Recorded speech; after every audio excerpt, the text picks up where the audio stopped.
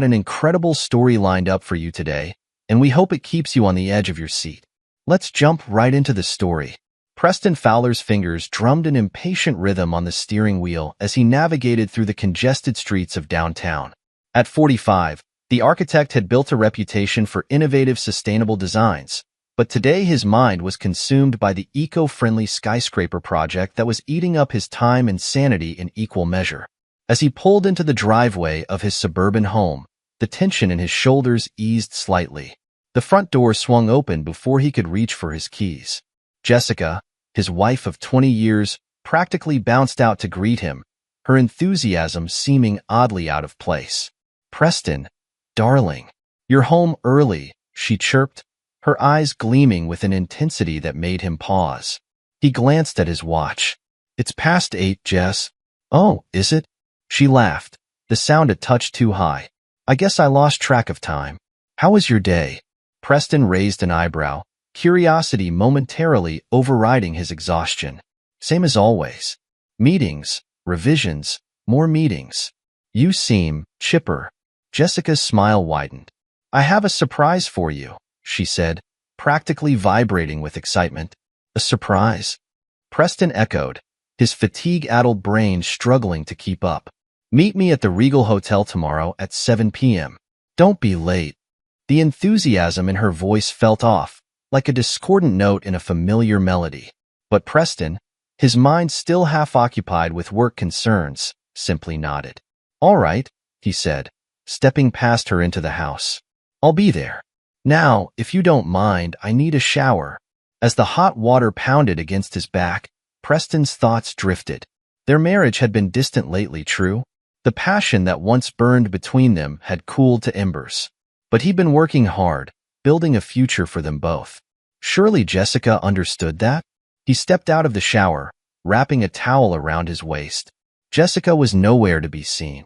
Probably already asleep, he thought. Or pretending to be.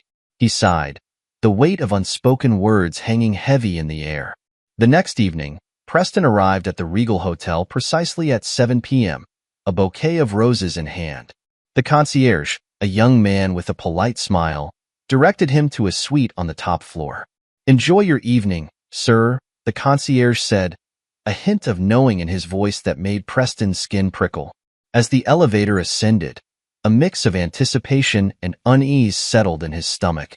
What was Jessica playing at? Was this her way of rekindling their romance? He knocked on the suite door, straightening his tie with his free hand. The doors swung open to reveal Jessica, but she wasn't alone. A man Preston had never seen before stood behind her, a smug grin plastered across his face.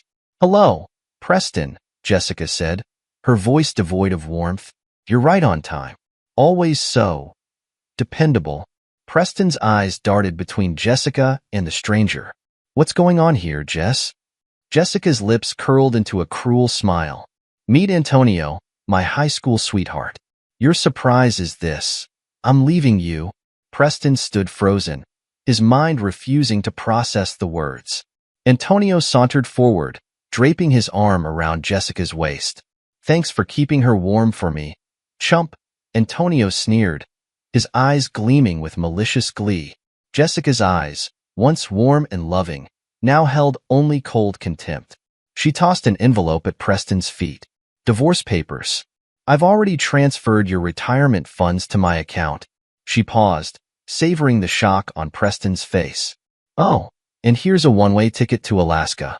Why don't you go cool off?" The roses slipped from Preston's grasp, scattering across the plush hotel carpet. He stared at the fallen flowers, his mind reeling. "You can't be serious," he said, his voice barely above a whisper. Antonio laughed, the sound grating on Preston's nerves. "Oh, she's dead serious, buddy. You snooze, you lose." Preston's shock began to give way to anger. He took a step forward, his fists clenching at his sides. "You think you can just throw away 20 years of marriage? For this high school fling?" Jessica's eyes narrowed. "Watch it, Preston. Don't make a scene. It's over. Accept it and move on." "Move on?" Preston's voice rose. "You've stolen my money, my future, and you expect me to just move on?" Antonio stepped between them, His chest puffed out. You heard the lady. It's over. Now why don't you take that ticket and disappear? Before things get unpleasant. Preston's eyes locked with Jessica's. For a moment, he searched for any sign of the woman he'd loved for 2 decades. He found nothing but cold indifference. You'll regret this, he said, his voice low and steady. Both of you. He turned on his heel and walked out, leaving the roses scattered on the floor behind him. Days blurred together as Preston grappled with the betrayal. He found himself sitting in his lawyer's office, the tasteful decor a stark contrast to the chaos in his mind. Cameron Schneider, a sharp-eyed attorney with a reputation for ruthlessness in divorce cases, reviewed the situation. Preston, I've got good news and bad news, Cameron said, leaning back in his leather chair. The good news is, the transfer of your retirement funds was illegal. We can sue for fraud. Preston leaned forward, a glimmer of hope in his eyes. And the bad news? Cameron's expression turned grim. Jessica's filed for divorce, citing irreconcilable differences. She's moving fast, trying to get ahead of us. Preston's jaw clenched, his eyes hardening. She's the one with differences, like preferring her high school fling to her husband of 2 decades. I understand you're angry, Preston, Cameron said, his tone measured. But we need to approach this strategically. Emotion won't win this battle. Preston nodded, forcing himself to take a deep breath. You're right. What's our next move? Cameron pulled out a file, spreading documents across his desk. We counterfile, citing adultery. It won't stop the divorce, but it could affect the division of assets. Do it, Preston said without hesitation. Cameron nodded, then hesitated. There's more. Jessica's visa is tied to your marriage. If we report the fraud, it'll be canceled. A glimmer of resolve sparked in Preston's eyes. He leaned forward, his voice low and determined. Do it. And Cameron? I want everything we can legally throw at them. Cameron's lips curled into a predatory smile. Consider it done. We'll hit them so hard they won't know what hit them. As Preston stood to leave, Cameron called out, Preston, one more thing. Don't contact Jessica or that Antonio character. Let them think you're licking your wounds. The element of surprise will be our best weapon. Preston nodded, a smile spreading across his face. Don't worry, Cameron. I've got no interest in talking to either of them. But they'll hear from me soon enough. Preston threw himself into his work, channeling his pain and anger into the skyscraper project. His colleagues noticed the change, the increased intensity in his eyes, the longer hours he put in, but no one dared to mention it. Late one evening, as he was leaving the office, a conversation between 2 junior architects caught his attention. Did you hear about that international competition? One of them asked, excitement evident in his voice. Yeah, the Sustainable City Project, right? The other replied. The prize is huge. Preston slowed his pace, listening intently. But there's a catch, the first one continued. You need to work with a partner from a developing country. Seriously? That's going to make things complicated. Preston paused, an idea forming. He turned back, startling the 2 younger men. Tell me more about this competition, he said, his tone brooking no argument. 20 minutes later, Preston was back at his desk, furiously researching. Hours ticked by as he scoured the internet, looking for the perfect partner. As dawn broke, casting long shadows across his office, he stumbled upon a promising lead. A talented but unknown architect in Jessica's home country. A smile spread across Preston's face. 2 birds, 1 stone, he muttered, reaching for his phone to make travel arrangements. As he booked his flight, Preston's mind raced with possibilities. This wasn't just about winning a competition anymore. It was about rebuilding his life and exacting justice. Jessica and Antonio had tried to break him, but they'd only succeeded in unleashing a side of him they never knew existed. He pulled up Jessica's social media profiles, noting with disgust the lovey-dovey photos she'd already posted with Antonio. Enjoy it while it lasts, he muttered, his fingers hovering over the keyboard. For a moment, he considered leaving a scathing comment. But no, that would tip his hand. Instead, he closed the browser and pulled up his email. He had work to do, plans to make. Jessica and Antonio thought they'd won, that they'd left him broken and defeated. They couldn't be more wrong. Preston Fowler, the mild-mannered architect, was gone. In his place stood a man determined to not just survive, but to thrive, and to make those who betrayed him pay dearly for their mistakes. As the first rays of sunlight crept through his office window, Preston allowed himself a moment of reflection. The pain of betrayal still burned, but it was fuel now, driving him forward. He trusted too easily, loved too blindly. Never again. He picked up the phone, dialing Cameron's number. It was early, but he knew his lawyer would be up. Cameron? It's Preston. I need you to do something for me. The stale air of the airplane cabin did little to clear Preston's head as he touched down in Jessica's home country. The 14-hour flight had given him ample time to stew in his anger, to plot his next moves. As he stepped off the plane, he straightened his tie and set his jaw. This wasn't just a business trip. This was war. Preston's contact, a local architect named Maureen, was waiting for him at the arrival's gate. She was younger than he expected, probably in her early 30s, with sharp eyes that seemed to take in everything at once. "Mr. Fowler?" she asked, extending her hand. Her grip was firm, professional. Preston nodded, shaking her hand. "Call me Preston. Thank you for meeting me on such short notice, Maureen." They made their way to a nearby cafe, the bustle of the airport fading into background noise. As they sat down with their coffees, Maureen got straight to the point. "Your email was intriguing," she said, her eyes studying Preston's face. "But I have to ask, why me? You're already successful. You could partner with anyone for this competition." Preston took a sip of his coffee, buying himself a moment to choose his words carefully. He'd prepared for this question, knew he needed to strike the right balance between honesty and strategy. "Your designs are revolutionary," he said, meeting her gaze. "I've been following your work for a while now.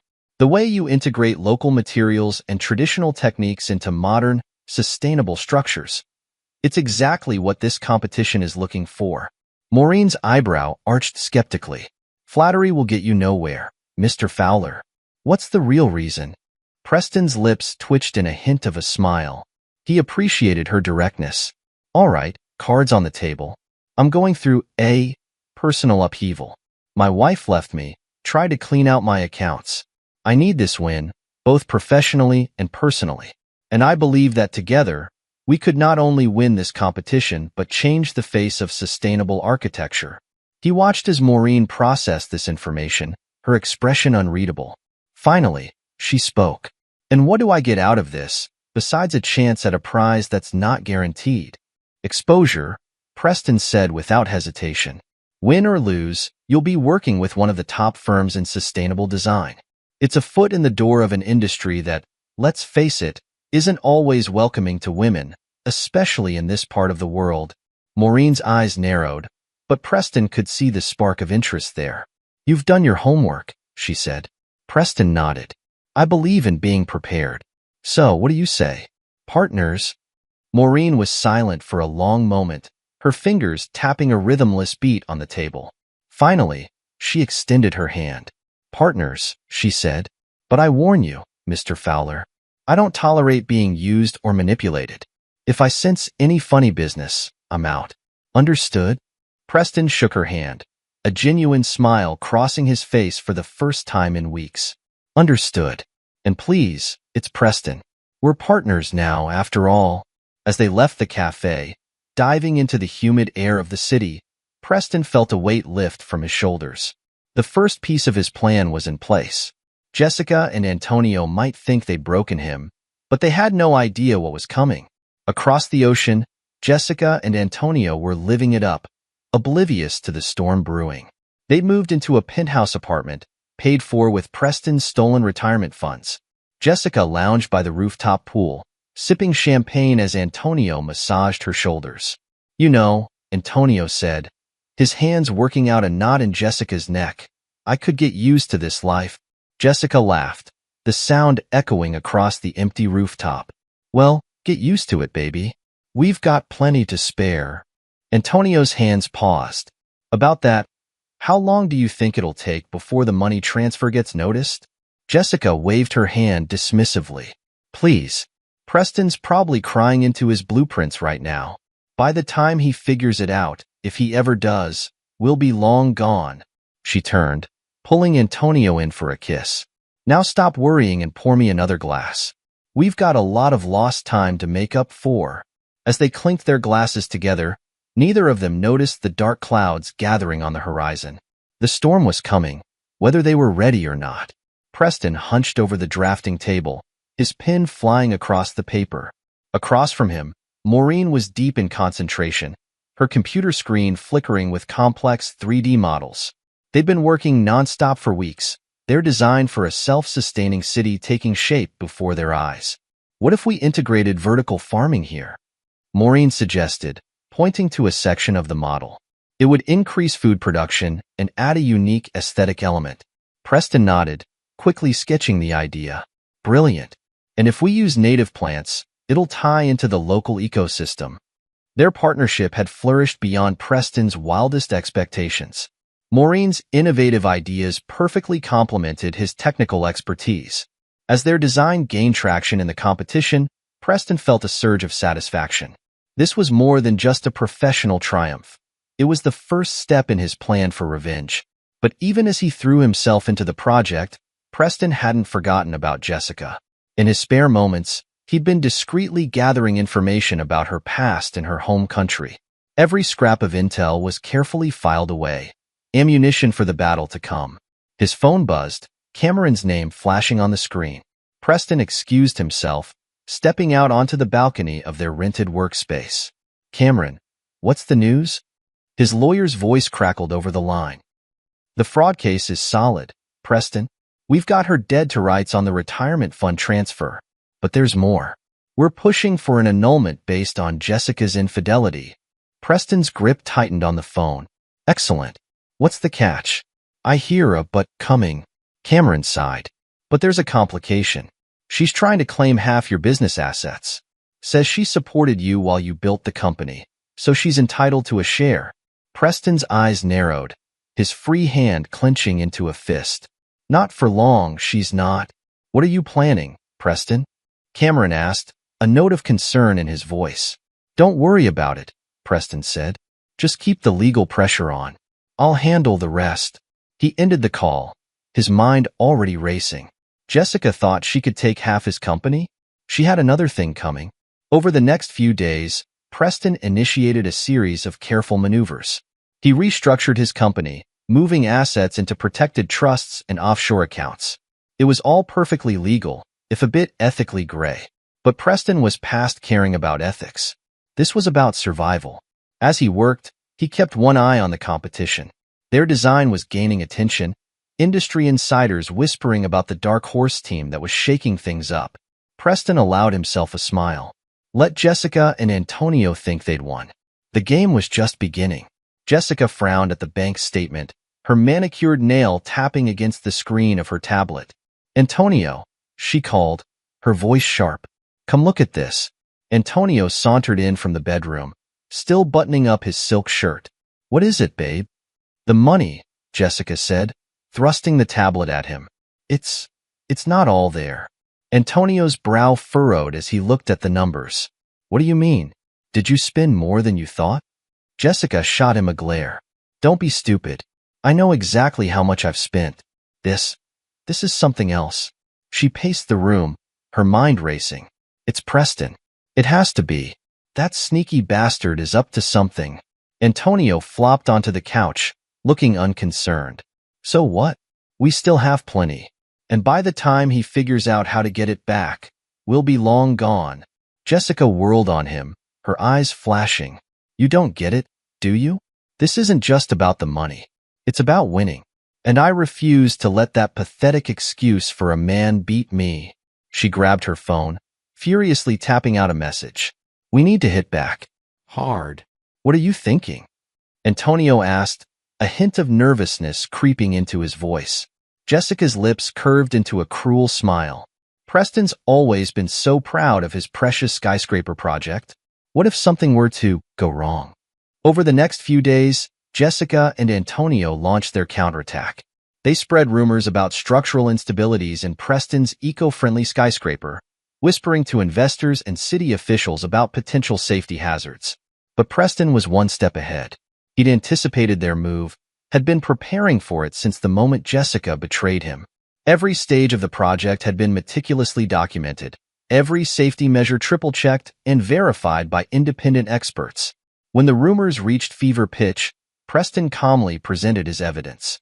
Blueprints, safety reports, material analyses, all laid out in a press conference that left no room for doubt. The attempted sabotage backfired spectacularly, damaging Jessica and Antonio's credibility instead. As Preston wrapped up the press conference, fielding questions from reporters with ease, his phone buzzed. It was a message from Maureen. Saw the news. Nicely done. But we've got work to do. Competition deadlines coming up. Preston allowed himself a small smile as he texted back. On my way. Let's show them what real innovation looks like. Across town, Jessica threw her phone against the wall, watching with satisfaction as it shattered. That bastard, she seethed. How does he always stay one step ahead?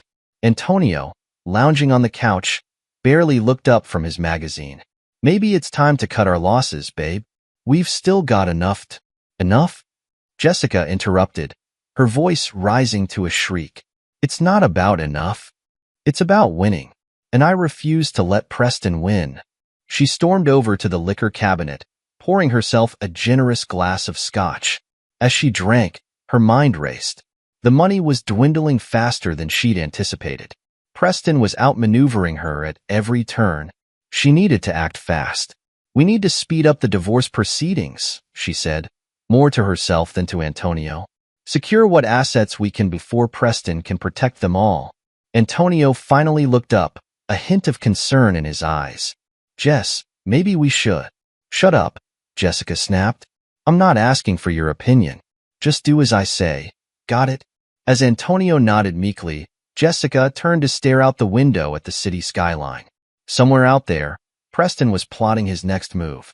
But she'd be damned if she'd let him win. This war was far from over. The auditorium buzzed with anticipation. Architects, investors, and media from around the world had gathered for the final presentations of the International Sustainable City Design Competition. Preston stood backstage, his heart pounding. Months of work, sleepless nights, and relentless planning had led to this moment. Maureen approached, her face a mask of calm determination. Ready? Preston nodded, straightening his tie. Born ready.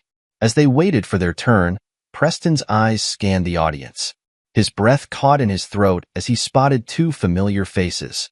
Jessica and Antonio sat near the back, whispering to each other and smirking. They'd come to gloat, no doubt expecting him to fail. Looks like we have some unexpected guests, Maureen muttered, following Preston's gaze. Preston's jaw clenched. Good. Let them watch. Next up, presenting their design for a self-sustaining urban ecosystem, Preston Fowler and Maureen Kigali. The announcer's voice boomed. As they took the stage, Preston locked eyes with Jessica for a brief moment. Her smug smile only fueled his determination. He turned to the judges, his voice steady and confident as he began their presentation. Ladies and gentlemen, what you're about to see isn't just a city. It's a living, breathing ecosystem that will revolutionize urban living. For the next 30 minutes, Preston and Maureen laid out their vision. They detailed the vertical farms integrated into residential towers, the revolutionary waste management system that turned garbage into energy, and the network of green spaces that served both recreational and environmental purposes. As Maureen explained the cultural aspects of their design, Preston glanced at Jessica and Antonio. Their smiles had faded, replaced by looks of growing unease. The judges peppered them with questions, which Preston and Maureen fielded with ease. Their preparation paid off as they addressed every concern and elaborated on the finer points of their design. As they concluded, the audience erupted into applause. Preston allowed himself a small smile. They'd nailed it. Hours later, after all the presentations were complete, the judges returned to announce the winner. After careful deliberation, the head judge began. We are pleased to announce that the winner of this year's International Sustainable City Design Competition is Preston Fowler and Maureen Kigali. The auditorium exploded with cheers. Preston and Maureen embraced, both of them grinning from ear to ear. As they made their way to the stage to accept their award, Preston caught sight of Jessica and Antonio slinking towards the exit, their faces twisted with anger and disappointment. The next hour was a whirlwind of congratulations, interviews, and handshakes. Preston's phone buzzed constantly with messages from colleagues and potential clients. This win wasn't just a personal triumph, it was a game-changer for his career. As the crowd began to thin, Preston spotted Jessica making her way towards him. Her face was a mask of false cheer, but he could see the calculation in her eyes. "Preston, darling," she called, her voice sickly sweet. "Congratulations on your win. I always knew you had it in you." Preston turned to face her, his expression cold. "Save it, Jessica. We both know you came here hoping to see me fail." Jessica's smile faltered. "Now, that's not fair." "You what?" Preston interrupted. "Thought you'd swoop in and take credit? Try to weasel your way back into my life now that I'm successful again." He leaned in close, his voice low. "Let me make this clear. You're nothing to me now. Nothing but a mistake I'm in the process of erasing." Jessica's face contorted with rage. "You bastard.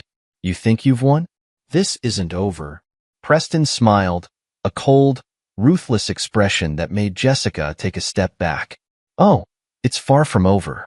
But trust me, you won't like how it ends."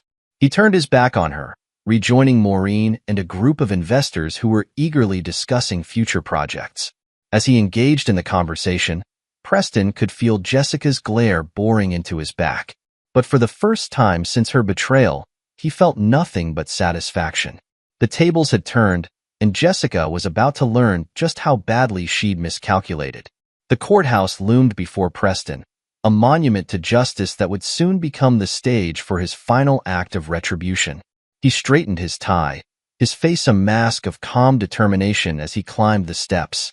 Inside, he found Cameron waiting, a thick briefcase in hand. "Ready for this?" the lawyer asked, his eyes gleaming with anticipation. Preston nodded. "More than ready. Let's finish this." They entered the courtroom, the wooden doors creaking ominously behind them. Jessica and Antonio were already there, huddled with their lawyer. Jessica shot Preston a venomous glare as he took his seat, but he ignored her, focusing instead on the task at hand. The judge entered, and the court fell silent. "We're here today in the matter of Fowler versus Fowler," she announced, her voice echoing in the hushed room. "Mr. Schneider, you may present your case." Cameron stood, his presence commanding the room. "Your Honor, what we have here is not just a simple divorce case. This is a story of betrayal, fraud, and malicious intent." Over the next hour, Cameron laid out their case with surgical precision. He presented evidence of Jessica's infidelity, complete with time-stamped photos and hotel receipts. He detailed the illegal transfer of Preston's retirement funds, showing bank statements and tracing the money trail. "But Your Honor," Cameron continued, his voice rising with controlled indignation, "the defendant's actions go beyond mere infidelity and theft. They actively attempted to sabotage my client's professional reputation." He presented affidavits from investors and city officials, revealing Jessica and Antonio's attempts to spread false rumors about Preston's skyscraper project. Email trails and recorded phone calls painted a damning picture of their malicious campaign. As Cameron spoke, Preston watched Jessica's face. Her confident smirk had long since faded, replaced by a look of growing panic. Antonio, for his part, looked like he wanted to sink into the floor.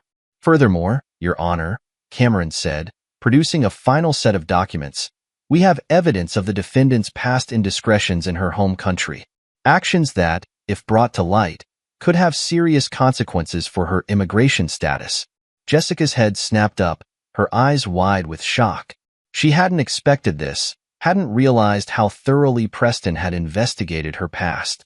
The judge's face grew increasingly stern as she reviewed the evidence. When Cameron finally concluded, she turned to Jessica's lawyer. "Counselor, do you have anything to add in your client's defense?" Jessica's lawyer, a nervous-looking man who seemed out of his depth, stuttered through a weak rebuttal. His argument sounded hollow in the face of the mountain of evidence Cameron had presented. After a brief recess, the judge returned to deliver her verdict. The courtroom held its breath. In light of the overwhelming evidence presented, the judge began, her voice filled with disgust. "I rule entirely in favor of the plaintiff, Preston Fowler. The marriage is hereby annulled on grounds of fraud and infidelity. All of Mrs. Fowler's claims to Mr. Fowler's assets are dismissed." Preston allowed himself a small smile as the judge continued. "Furthermore, Mrs. Fowler is ordered to repay the stolen retirement funds with interest. And given the evidence of her past indiscretions and current illegal activities, I am recommending a full investigation into her immigration status." Jessica's face drained of color. She turned to Antonio, but he was already inching away from her, his eyes darting towards the exit. As the judge's gavel fell, Preston stood, buttoning his jacket.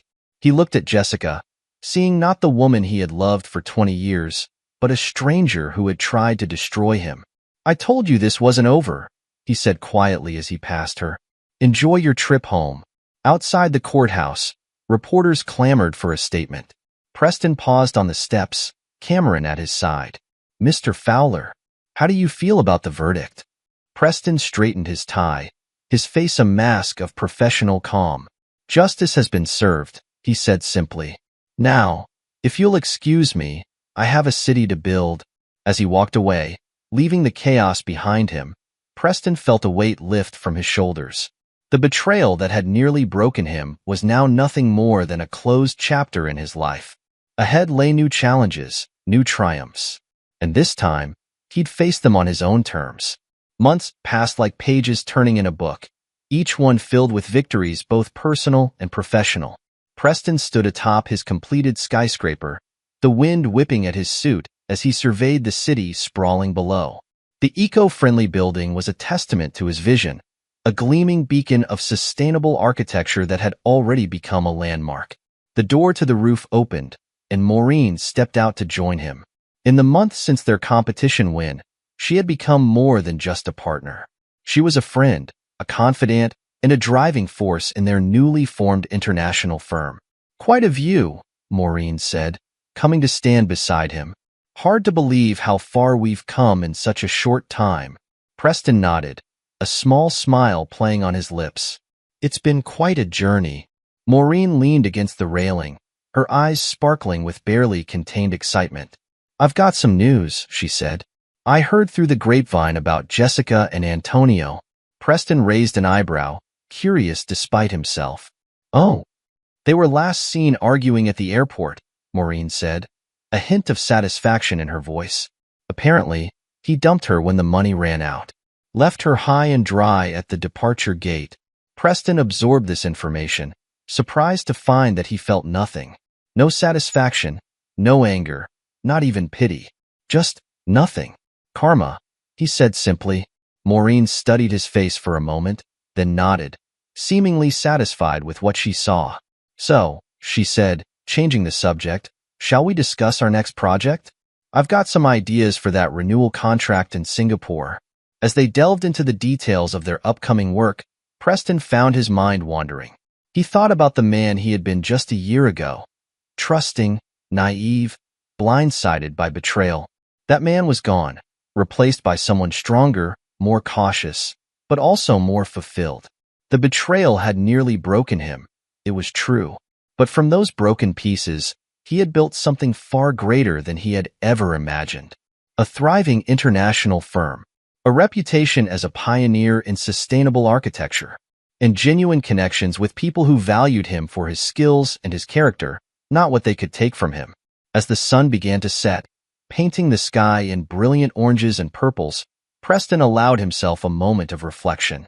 He had not just survived, he had thrived. The city below, with its bustling streets and soaring buildings, seemed to pulse with possibility, and he was ready to shape it, one innovative design at a time. "You know," he said to Maureen, interrupting her mid-sentence about solar panel efficiency, "I think we're going to need a bigger office." Maureen laughed, the sound carried away by the wind. "Dreaming big again, are we?" Preston smiled, a genuine, warm expression that reached his eyes. "Always," he said. "After all, why stop now?" As they turned to head back inside, Preston cast one last look at the city skyline. The past was behind him, a closed book. Ahead lay endless possibilities, a future limited only by his imagination and will. And for the first time in a long time, Preston Fowler was excited to see what tomorrow would bring. This is where our story comes to an end. Share your thoughts in the comment section. Thanks for your time. If you enjoy the story, please subscribe to this channel. Click on the video you see on the screen, and I will see you there.